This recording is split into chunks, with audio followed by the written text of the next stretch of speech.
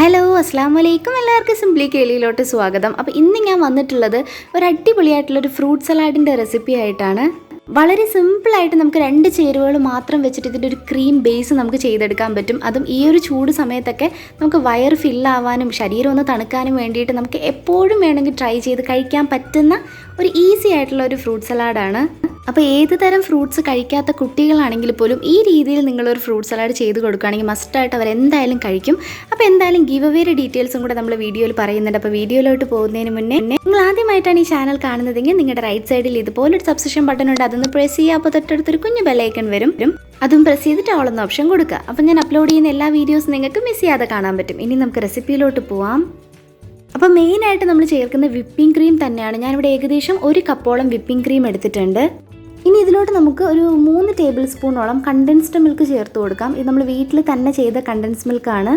അപ്പോൾ ഇതിൻ്റെ വീഡിയോ മുന്നേ കണ്ടിട്ടില്ലാത്തവരാണെങ്കിൽ ഞാൻ മേൽ ലൈക്ക് ആഡിൽ കൊടുക്കാം. അത് ജസ്റ്റ് പ്രസ് ചെയ്താൽ നിങ്ങൾക്ക് ആ ഒരു വീഡിയോ കാണാൻ പറ്റും. ഒരു ഫ്ലേവറിന് വേണ്ടിയിട്ട് വേണമെന്നുണ്ടെങ്കിൽ ഒരു 1/4 ടീസ്പൂൺ വാനില എസൻസും കൂടെ ചേർത്ത് കൊടുക്കാം. ഇനി നല്ല ക്രീം ആവുന്നവരെ നമുക്കൊന്ന് ബീറ്റ് ചെയ്ത് കൊടുക്കാം. അപ്പോൾ വേണമെന്നുണ്ടെങ്കിൽ മിക്സിയിൽ നമുക്ക് ബീറ്റ് ചെയ്യാം, ഇല്ലാന്നുണ്ടെങ്കിൽ വിസ്ക് വെച്ച് വേണമെങ്കിലും ബീറ്റ് ചെയ്യാം. അപ്പോൾ ബീറ്റർ ഉണ്ടെങ്കിൽ മാത്രം നമുക്ക് ബീറ്ററിൽ ബീറ്റ് ചെയ്താൽ മതി. അപ്പോൾ വിസ്കിൽ വെച്ചിട്ടും അല്ലെങ്കിൽ മിക്സിയിൽ വെച്ചിട്ടും നമ്മൾ ബീറ്റ് ചെയ്യുന്നതിൻ്റെ വീഡിയോ ഒക്കെ മുന്നേ ഞാൻ വീഡിയോയിൽ പോസ്റ്റ് ചെയ്തിട്ടുണ്ട്. അപ്പോൾ ബീറ്റർ ഇല്ലാത്തവരാണെങ്കിൽ ആ വീഡിയോ ഞാൻ മേളിൽ കൊടുക്കാം. ഇപ്പോൾ നമ്മളിവിടെ നല്ലതുപോലെ ബീറ്റ് ചെയ്തെടുത്തിട്ടുണ്ട്. അപ്പോൾ ഇത്രയും മതി, ഇനി ഒരുപാട് അങ്ങ് സ്റ്റിഫ് ആക്കേണ്ട ആവശ്യമില്ല. ഇപ്പോൾ തന്നെ നല്ലതുപോലെ സ്റ്റിഫാക്കി എടുത്തിട്ടുണ്ട്. അപ്പോൾ ക്രീം ഇവിടെ റെഡിയായി. ഇനി നമുക്കിതിലോട്ട് ഫ്രൂട്ട്സ് കട്ട് ചെയ്ത് ചേർക്കണം. ഇനി വിപ്പിംഗ് ക്രീം ഇല്ലാത്തവരാണെങ്കിൽ ഹോം മെയ്ഡ് വിപ്പിംഗ് ക്രീമിൻ്റെ വീഡിയോ ഞാൻ ഏകദേശം 40ഓളം റെസിപ്പീസ് പോസ്റ്റ് ചെയ്തിട്ടുണ്ട്. അപ്പോൾ അതിൻ്റെയൊക്കെ ലിങ്ക് ഞാൻ ഡിസ്ക്രിപ്ഷൻ ബോക്സിൽ കൊടുക്കാം.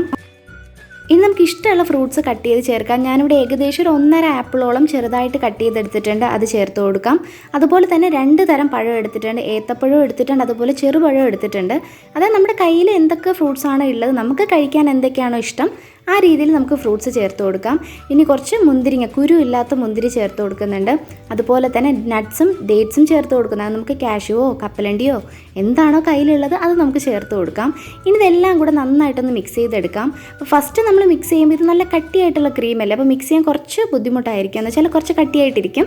പതിയെ നമ്മൾ മിക്സ് ചെയ്ത് വരുമ്പോഴത്തേക്ക് ഈ ഫ്രൂട്ട്സിൽ നിന്നൊക്കെ വെള്ളമൊക്കെ വന്നിട്ട് നല്ലതുപോലെ നമുക്ക് മിക്സാക്കി എടുക്കാൻ പറ്റും. അപ്പോൾ ഇത്രയും സ്റ്റിഫായിട്ട് നിങ്ങൾക്ക് വേണ്ടാന്നുണ്ടെങ്കിൽ ഇത്രയും ബീറ്റ് ചെയ്യണ്ട. ഇതെനിക്ക് ഇങ്ങനെ കഴിക്കാനാണ് ഇഷ്ടം. നിങ്ങൾ ഇങ്ങനെ ഒരു പ്രാവശ്യം ഇങ്ങനെ ട്രൈ ചെയ്ത് നോക്കൂ, നല്ലൊരു ഡിഫറെൻറ്റ് ടേസ്റ്റാണ്. അപ്പോൾ ഒരുപാട് കട്ടി കൂടിപ്പോണു എന്ന് തോന്നുന്നുണ്ടെങ്കിൽ 1-2 ടേബിൾ സ്പൂണോളം നല്ല തണുത്ത പാല് ചേർത്ത് കൊടുക്കുക ഈ സമയമാകുമ്പോൾ.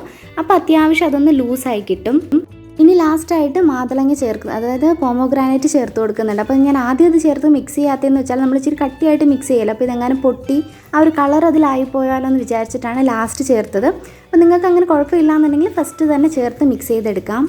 അപ്പോൾ ഇത്രയേ ഉള്ളൂ. നാളെ നമുക്ക് 1 മണിക്ക് അടുത്ത വീഡിയോ ആയിട്ട് വരാം. അപ്പോൾ ഇനി മുതൽ നമുക്ക് ഈ ഒരു ഇത് തീരുന്നവരെ, അതായത് ഗീവ് അവേ തീരുന്നത് വരെ 1 മണിക്ക് ഡെയിലിയാണ് നമ്മൾ വീഡിയോ പോസ്റ്റ് ചെയ്യുന്നത്. അപ്പോൾ ഇന്നത്തെ വീഡിയോ ഇത്രയേ ഉള്ളൂ. വീഡിയോ ഇഷ്ടപ്പെട്ടാൽ ലൈക്ക് ചെയ്യാനും കമൻറ്റ് ചെയ്യാനും മറക്കരുത്. Stay at home, stay healthy. Thanks for watching. See you in another video. അസ്സലാമു അലൈക്കും.